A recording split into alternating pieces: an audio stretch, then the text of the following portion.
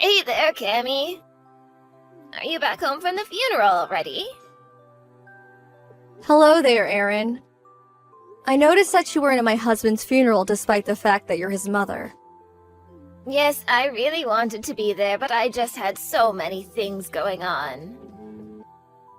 You were too busy to attend your own son's funeral is what you're telling me. Didn't you want to have your last goodbye with him before he was cremated? Well, I would have liked to, but I feel like there really wouldn't have been a point.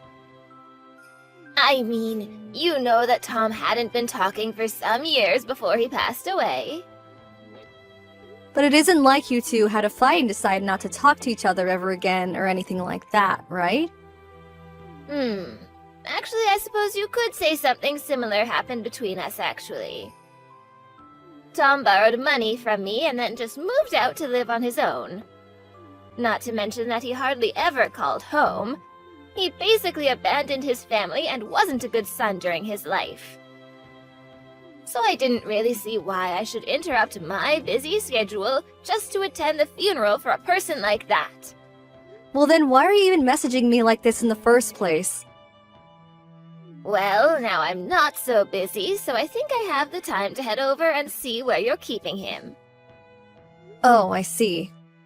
Well, if you wanted to come and pay your respects, I think that'd be really nice, actually. In fact, I think he would really like it if you did. Oh, yes, that's right. I'll be coming over to pay my respects. In fact, I'm going to be paying my respects to him every single day. You're going to visit him every day? Sorry, I'm a little confused. Are we talking about the same things right now? Well, I mean that as of tomorrow, I am going to be living in your house. So get a room ready for me, thanks. Sorry, I still don't understand. You want to live with me? Did you mean to say that you were going to be living near me or something? I don't get what you mean by that. I meant exactly what I said. I'm going to be moving into your house, and you and I are going to be living there together. So you're really going to move here? But who are all you bringing with you? Oh, not many people, just me, my husband, and our daughter. That is to say, your sister-in-law. Hold on just a second. Why are you doing all this? I don't understand. Well, the house that you're living in right now belonged to Tom, didn't it? So, as his closest blood relatives, we should have a right to live in that house too. There are plenty of mixed-generation houses who a couple takes in one set of parents to live with. I heard of that happening, but you have a house. Why do you need to move into mine? I mean, why would you put yourself through all this just to share a living space with me? Well, we actually don't have another house since we sold our old place. You're not serious, are you? You sold your family home? You do know that it was my grandfather who built that house, don't you? And that explains why it's rotting and falling apart now. It's not fit for a family to live in. There's leaking when it rains, and the foundations of the house are starting to rot, which is making the house start to slant. Normally, a house like that would never even sell on the market, but we had a family friend willing to buy it for a discounted price. The timing couldn't have been better, though. So then you really sold your house when you could have just hired someone to repair it. Repair it? In the state it was in, it would have been cheaper to just buy a new house. We had repair costs for everything wrong with our house quoted at around $200,000. So we just thought that it would be easier to sell it and move into a new place. That is to say, your place. That way it wouldn't cost us anything. I suppose you have a point there, but even so, this is all happening a bit too suddenly for me. Well, I am so sorry about that. We just decided to move in with you the other day, you see. I understand that, but you didn't talk to me about this once before now. Well, that's because we decided as a family. So anyways, we're going to be arriving tomorrow in the evening, okay? So the least you could do is clean up around the house a little and try to make it look presentable.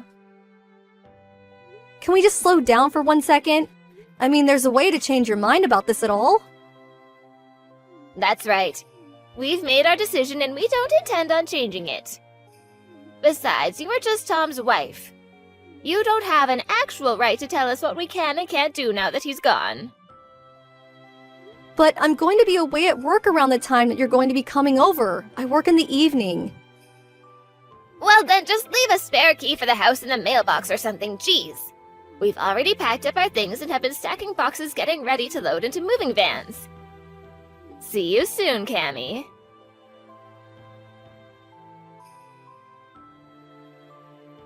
Aaron, my house is a complete disaster. What did you do to it? Oh, what do you mean? We're in the unpacking stage right now. Of course things are going to be a little messy. This isn't what I'm talking about. Please do not just move my furniture and rearrange my rooms without asking me first, okay? And why were my clothes thrown all over the hallway? What is the meaning of that? We didn't have any other choice. We needed to make room for the rest of our stuff and your things were in the way. It's that simple. If they were in the way, then the least you could have done would be to gently move them out of the way and then put them back once you're done. You even moved Tom's urn from over the fireplace. Do you really not see anything wrong with this at all? Oh, please, I just moved it off the ledge where I could have fallen. I'm sure my son's spirit will forgive me for doing so. And where are the three of you right now? Did you all step out even though the house is a total disaster now? Well, we were getting tired of all the moving and rearranging, so we went out to eat. We looked up a really good Chinese spot here in town. I think we might be regular here, it's so tasty. I am so happy you're already setting in well into the neighborhood. So, anyways, while we're all out eating, would you mind tidying up just a little? I mean, the least you could do is make sure that we have a space to sleep tonight when we get back. Excuse me? You want me to clean up this mess by myself? Well, yes. I mean, you're my daughter-in-law, that's your job. It's all thanks to the efforts of my late son that you're even able to live in a house like this. So the least you can do is take care of his family now that he's gone. But I just got home from work and I'm exhausted. Oh, you think you're exhausted? We've been moving things all day. If you're looking for pity from us, you've come to the wrong people. Honestly, you really have no idea just how spoiled you are. All you ever do is complain about every little thing. Aaron, please, I do not mind helping you clean up all this, but I just can't do it by myself. Can you all please finish your meals and come back? I would like some help moving the furniture back as well. You mean you can't even handle doing that on your own? I wouldn't mind so much about how spoiled you are if you would at least do some work around here. You're still young, so quit complaining. But I'm complaining about what you all did to my house. Don't you get that? And you were talking about needing to make room for all of us, but this place isn't built to house 4 people. I mean, the place only has 3 rooms. You're right about that. 4 people is a little bit cramped. I know. How about you move out, and then there should be room for all of us? You're asking me to move out of my own house? Why do you keep calling it your house? We all know that Tom was the real owner. And as his closest family, that means that what's his is ours. You have no say in any of this at all. And we are well within our rights to throw you out of the house if we so choose. What are you talking about? I'm the owner of the house.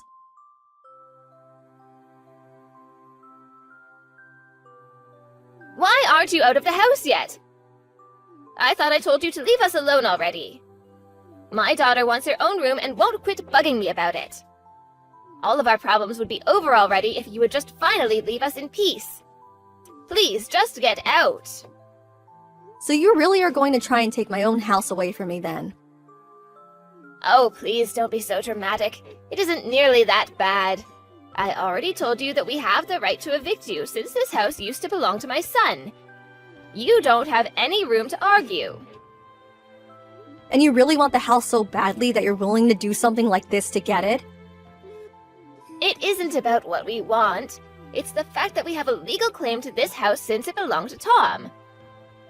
Now, you're going to leave peacefully and let us get on with our lives or else. Okay then, if that's really how you feel about it, I guess I'll leave. I was actually thinking about moving away from here anyways. Oh, really? Well, in that case, get lost and go moving there. We're going to be living in this house from now on, and we don't need you getting in our way all the time. I already said that I was going to leave. I'll be out of your hair before the day is done. Although I should warn you that Tom didn't leave anything behind. There was no inheritance of his to claim. Oh, what are you talking about? Of course he had things. He had things like this house. No. I'm afraid that after all is said and done, that there, when he died with nothing. I seriously have no idea what you're saying. This doesn't make sense. Then listen very closely, because I do not want to have to repeat myself. Tom died owning nothing. Do you get it? All his life, he was a horrible man who did nothing but cause trouble for others. Wait a second, where's this coming from all of a sudden? What is this about, huh? I mean that my husband, your son, was a horrible man. He used me, took my money, gambled it all away, and ended up in $200,000 of debt. Hold on a second. Are you telling me when Tom died he was $200,000 in debt? Surely you must mean 20,000 or something like that, right? I know what I typed, and as soon as he died, banks and debt collectors began reaching out to me looking for their money. When I got the first of these types of letters in the mail, I nearly fainted when I found out just how much in the red Tom was. But I don't believe it. I mean, $200,000? That's way too much. Well, believe it or not, it is the facts. I even have the documents to prove all of what I'm telling you is correct. Why would my son do something so stupid like that? I mean, didn't he know anything about how to use money responsibly? Well, that is one thing that we can agree on. Your husband is indeed an idiot. Not only that, he was a lazy, no-good, horrible person who buried himself in debt before dying. And now that he's gone, it's his family that is left to clean up his mess. I see. I had no idea about any of this. But as his wife, you would be the one responsible for all of the debt now. I mean, you said the collectors were trying to get in contact with you, right? Are you sure that I'm responsible for that?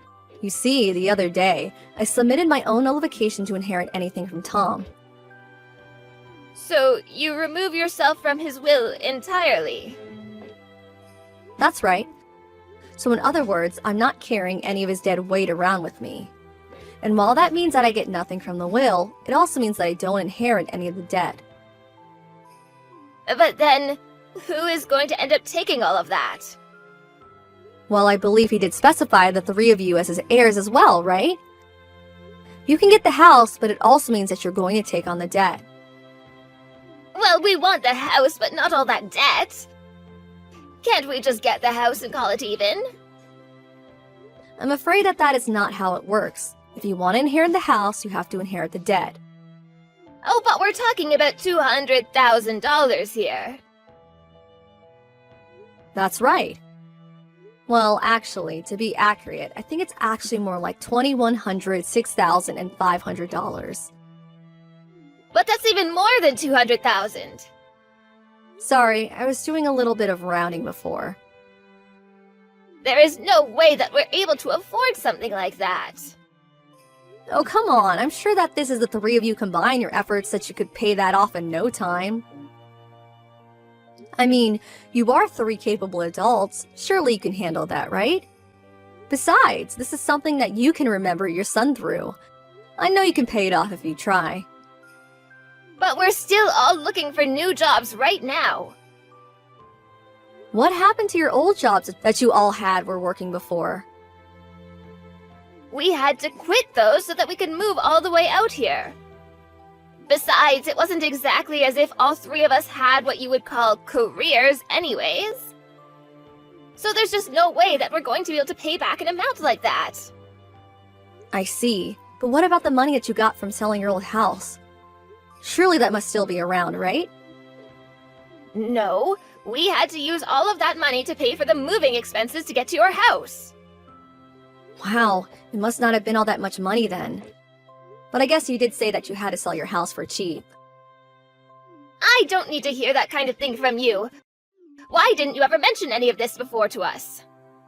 I just told you right now. What are you talking about? This wouldn't have even been a problem for you all if you hadn't just decided amongst yourself to move here. When I realized the types of people I was going to be dealing with, I knew it was going to be more simple to just remove myself from the process entirely. The bottom line is that the debt comes with this house and there's no escaping it. The story has to be a little bit more complicated than that. I mean, if we lose this house, where are we going to live? We don't even have enough money to put yourself in a hotel for very long, and another house is totally out of the question. Yeah. Well, you might want to take the camping things out of the garage and find a nice bridge to set up shop under. Although I think he hasn't touched the tent since it got torn up in a hailstorm. But a house is a house, right? How can you talk to us so casually about this? Aren't we all family here? Besides, it's the middle of winter. Yeah, I know. Feel free to take some of the winter clothes we have in the closet, too. You'll need them. Of course we're going to need them. We'll freeze to death without them. Hold on a second. Don't you have a car? Why not just bring a bunch of blankets in there and sleep that way? You mean that cramped little sports car? How are 3 fully grown adults supposed to be able to sleep in that? We'll all have to curl up in little balls. That sounds miserable. I see. Well, at least you have the car. Why not sell it and try to move back into your old house? Sure, it's falling apart and slanted, but it's better than nothing. We can't. The person that we sold it to said they were going to tear it down. There won't be anywhere for us to go back to. Even if we tried squatting there before the demolition team showed up, we could get in even more financial trouble if we get caught. Take on $200,000 in debt? Or live with 2 other people in a tiny car? That's like one of those icebreaker questions asked at a party or something. This isn't a joke. It's our lives that we're talking about. Well, either way, you're going to have to make the choice. You're going to have to make a choice. I imagine that you're going to choose not to take on the debt, though. Either way, you have to choose quickly. How could our son do this to us? That stupid boy, what was he thinking? Aaron, that's the sanest thing you've said all day.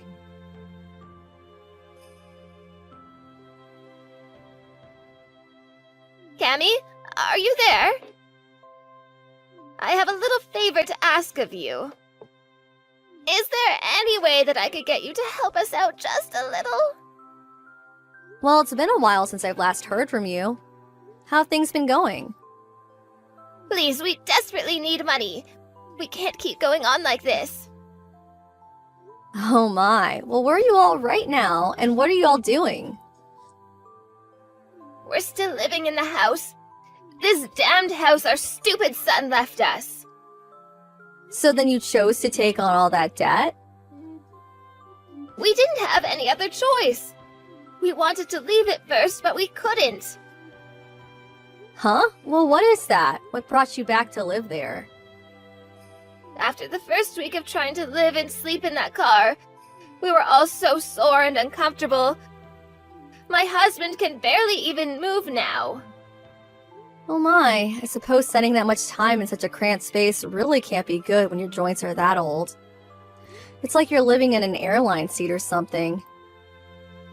Well, anyways, that's why we had to go back to the house. We just couldn't stand to live like that anymore.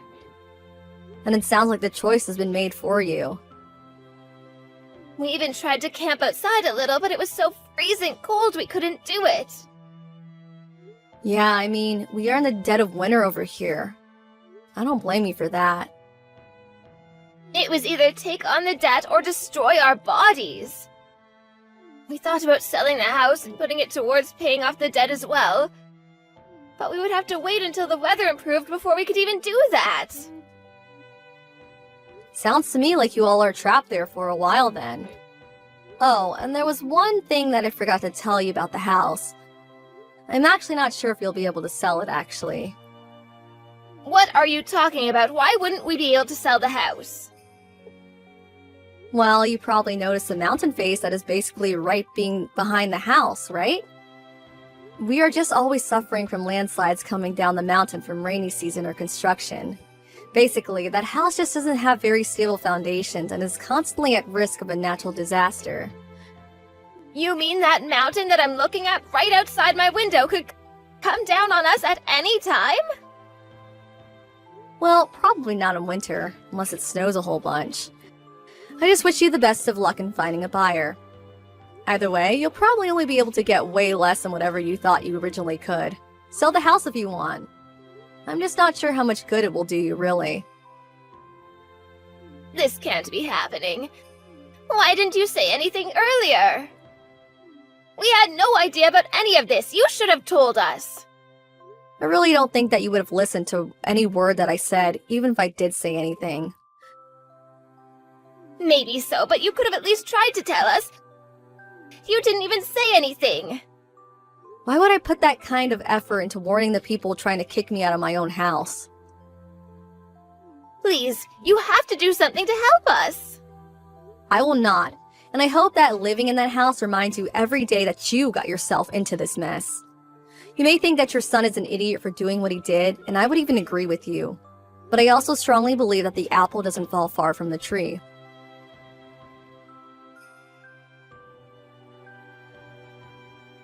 In the end, Erin and her family stayed in the house and took on the $200,000 of debt.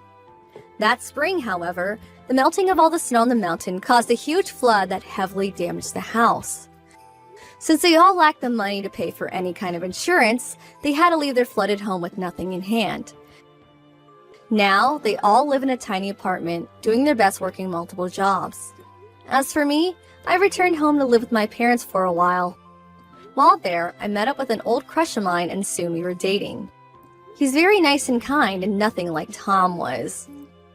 All I want to do now is forget all about him and start my life over again.